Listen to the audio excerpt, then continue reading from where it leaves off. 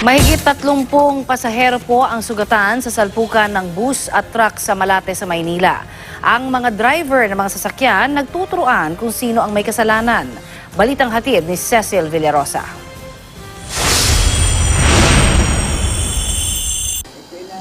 Kita sa CCTV footage na ito ang aktwal na pagtagilid ng bus sa kahabaan ng Remedios malapit sa kanto ng San Marcelino sa Malate, Maynila matapos salpukin ng isang trailer truck mag-aalas 10 kagabi. Sa lakas ng impact, tumilapon sa labas ng windshield ang ilang pasahero.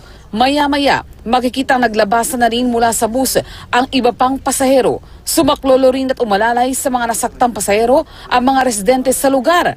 Sa isa pang CCTV footage, makikita ang pagtawid ng bus sa intersection ng Remedios at San Marcelino nang masalpok ito sa bandang likuran ng paparating na truck. Sugatan sa aksidente ang 34 na pasahero ng Kirsten Bus na may plakang DXG 860. Sunod-sunod ang pagdating sa lugar ng mga ambulansya at rescue volunteer na rumisponde sa mga biktima na karamihan ay nagtamo ng minor injury. More on treatment namin kanina kasi is more on mga suspected na mga masasakit po yung mga kasukaso at saka mga buto po nila. May mga lacerations po at mga las-las at mga sugat din po sila. Nagkalat sa kalsada ang mga bubog mula sa nabasag na windshield at salamin ng bus. Humambalang naman sa kanto ang naka-aksidenteng trailer truck na may plakang CDK 3992. Galing daw ng loto ng Kirsten Bus at bibiyahe patungo ng Tagaytay nang maganap ang aksidente.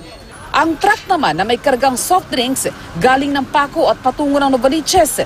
Nagturuan ng pananagutan sa aksidente ang driver ng truck at ng bus. Yung bus ma'am, bigla po lumabas sa intersection na yun.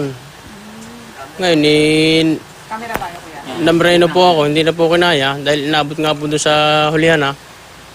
Ay, hindi po siya nagminor, bigla pong lumabas eh. Kasi intersection, nagminor ako, nung makita ko siyang malayo pa, tumawid na ako ng intersection.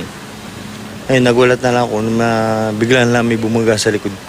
Iniimbestigahan pa ng Manila Traffic Enforcement Unit kung sino talaga ang may pananagutan. Inabot naman ang higit 3 oras bago naialis sa lugar ang naaksidenteng bus dahil nahirapan ang RWM towing na maitayo ang bus.